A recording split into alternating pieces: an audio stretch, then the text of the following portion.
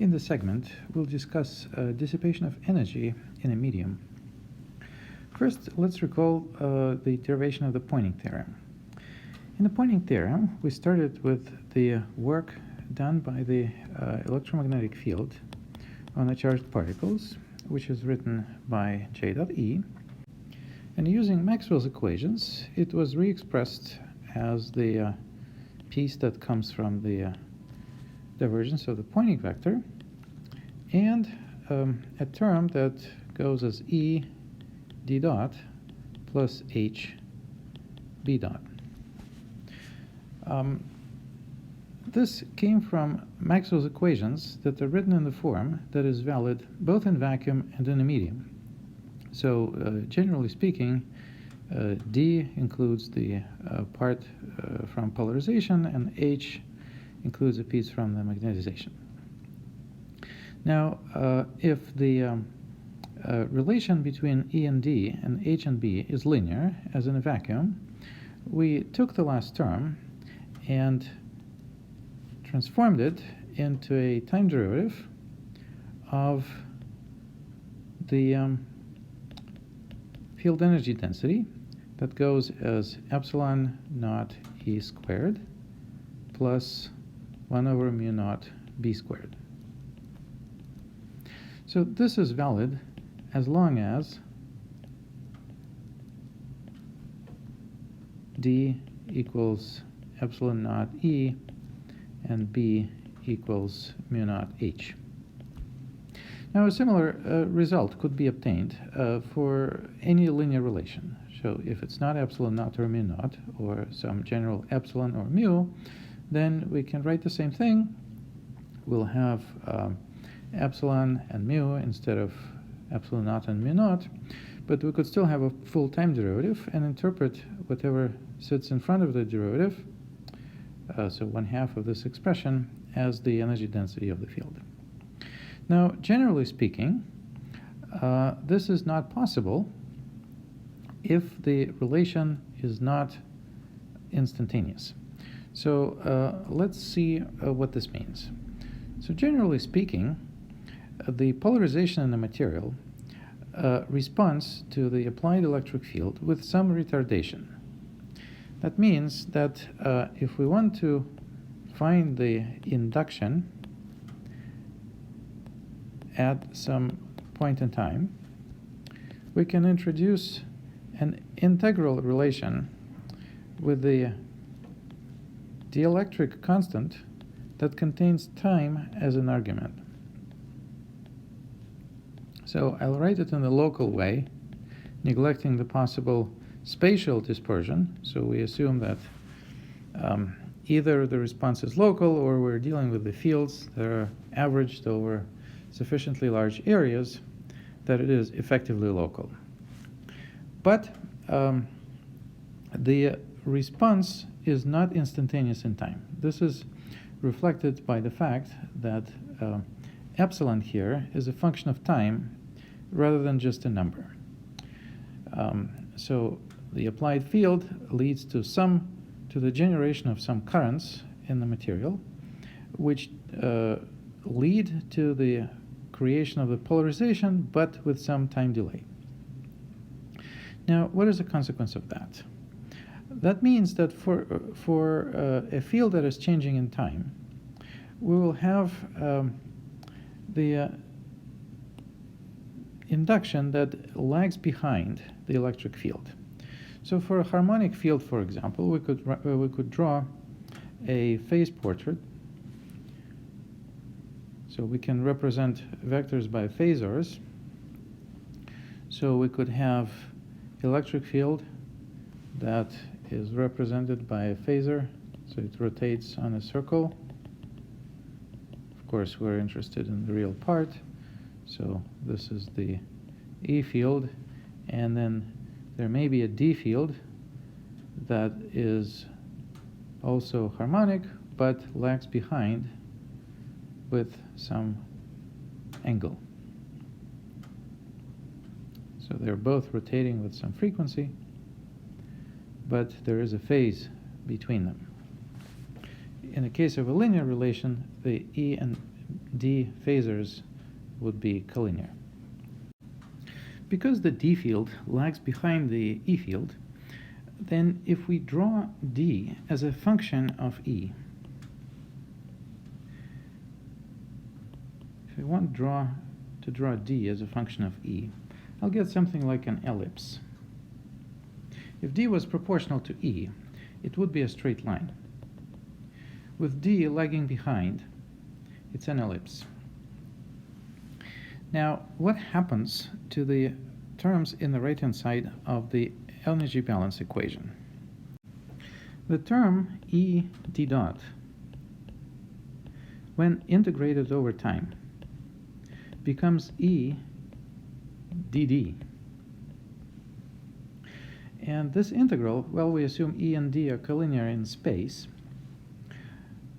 The integral gives the area of this ellipse, which is not zero. So when we go around a period of oscillation, we have a finite integral from this term. The integral would be zero if E and D are collinear. Then we're going back on the same line, and the area is zero. The finite value of the integral in the case where D is not in phase with E represents dissipation of energy in the medium. So let's try to get some more understanding of this. And first, let's look at the dielectric constant. And let's look at its Fourier transform. So we can use the fact that epsilon depends only on the time difference and not on t and t prime separately. That follows from the translational invariance in time domain. And transforming this equation into a frequency domain, we'll find d of r and omega equals epsilon of omega e of r omega. So here we used the theorem from Fourier analysis that if you have a convolution of two functions, then the Fourier transform of the convolution is the product of Fourier transforms of the two functions in the convolution.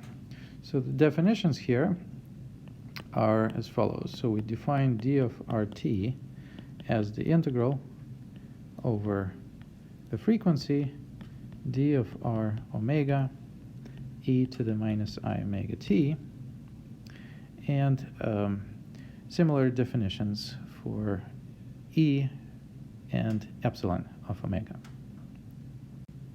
Because d and e are both real, it follows that epsilon of minus omega is equal to epsilon star of omega. So epsilon is generally a complex function of frequency. Now let's consider a harmonic electromagnetic wave in a medium characterized by a dielectric function epsilon of omega. A harmonic wave has a definite frequency, and the time dependence of the field amplitude can be written in this form. We could write this as a linear combination of a sine and cosine of omega t, but instead it's convenient to use the notation where we take a real part of some complex amplitude which does not depend on time times e to the minus I omega t. So E naught of r here is a complex amplitude. So because it's complex, any harmonic time dependence can be encoded in this way. The real part of E naught will come with cosine omega t, and the imaginary part will come with sine omega t. So there is no loss of generality in writing it in this way. But this notation is very convenient because whenever we have fields appearing in linear equations, such as all of the Maxwell's equations, we can write the equations without actually writing the real part. So for example, let's consider a Maxwell equation that gives the curl of E. So for a harmonic wave, we would have complex amplitudes for E and B. So we write this in the same way, B naught of R, e to the minus I omega t. So B naught of R is some complex amplitude that can be out of phase with E naught of R. We don't know in advance. So then to write the equation, curl E equals negative dB by dt, first we differentiate B of t. So minus B dot will acquire a factor I omega under the real part. And then we can write real part of E naught of R, e to the I omega t, equals real part B naught of R, I omega, e to the minus I omega t. Now, this equation will be satisfied if we set E naught of R equals I omega B naught of R. So in fact, we don't have to write the real part in the equations. If it's a linear equation, the real part sits in front of every term. So you can always add it in the end. But while you're working with the equations, you can just write it in this way and drop the real part. So this is very convenient. And also, time derivatives are very easy. When you differentiate e to the minus I omega t, you just get minus I omega anytime you have d by dt. With sines and cosines, you need to keep track of the two different terms. What is often needed is the calculation of the time average of a product of two harmonic fields at the same frequency. So an example of this would be the average of this term in the energy balance equation. This is what we're after. We want the time average of E d dot and H b dot to establish how much energy is dissipated per unit time. There's a simple and general prescription for this purpose. So let's assume we have two harmonic functions. Let's call them A and B. So A is real part A naught e to the minus I omega t, and B is real part B naught e to the minus I omega t. Instead of taking the real part, we can take the complex conjugate and add it to the original term. So we'll have an expression like that. So we need to average a product of A and T, B of T. So we take this form, take a product of the two terms. So that will give us 1/4. And then there's A naught e to the minus I omega t plus A naught star. And same thing for B. Now, there will be two kinds of terms. There will be two terms at frequency 2 omega. So a term A naught, B naught comes with a factor e to the minus twice I omega t, and the complex conjugate A naught star, B naught star comes with e to the plus 2I omega t. Now those are oscillatory terms, and they will average to 0 when integrated over time. Now the other kind of term is where A naught comes with the complex conjugate B naught star, and the other way around, A naught star, B naught. Those are terms that don't oscillate. They have a constant magnitude, so averaging over time does not do anything to them. So after time averaging, right, if we average this over time, we'll have A naught, B naught star plus A naught star, B naught. Those two terms are complex conjugates of each other.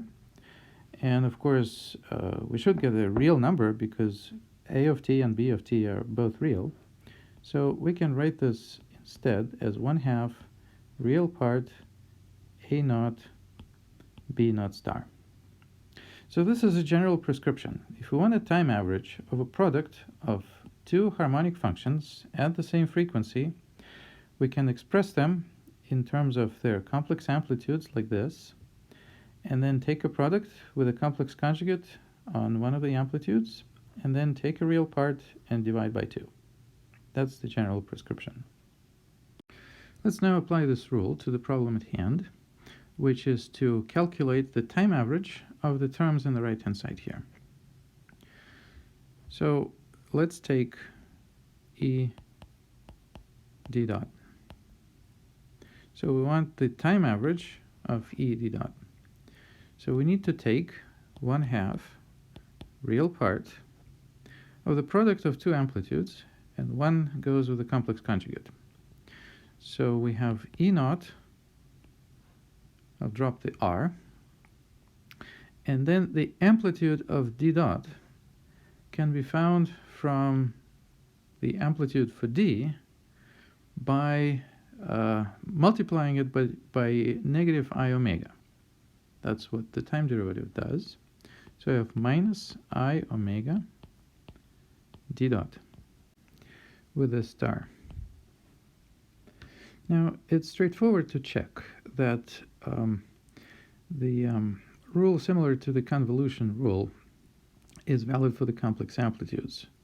One can check that given the relation between d of t and e of t, if d and e are both harmonic functions, one can show that d naught, the amplitude, equal epsilon of omega E naught. So if we substitute this here, we'll find 1/2 real part E naught minus I omega,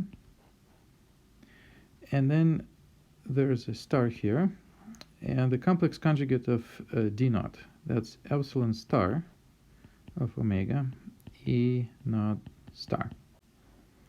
So we can collect some stuff. So we have 1/2 E naught squared omega real part I epsilon star of omega. Now the real part of I epsilon star is just the imaginary part of epsilon. So we have 1/2 E naught squared omega imaginary part of epsilon of omega.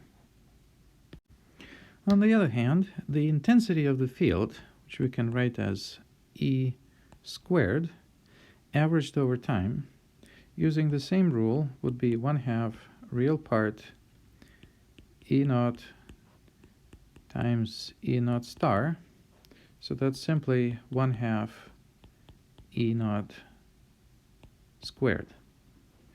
So the dissipation rate, E d dot average, that we calculated is proportional to this intensity. So we can substitute this here. You'll have the average intensity of the field times omega and imaginary part of epsilon of omega. A similar expression will be obtained for the part with the magnetic fields, where instead of epsilon we will have mu, the magnetic permeability. So we see from this expression that the dissipated power is proportional to the imaginary part of epsilon. If you notice the relation between d of omega, e of omega, and epsilon of omega, you'll see that the imaginary part of epsilon actually corresponds to the phase difference between e and d. When you multiply two complex numbers, the phases add.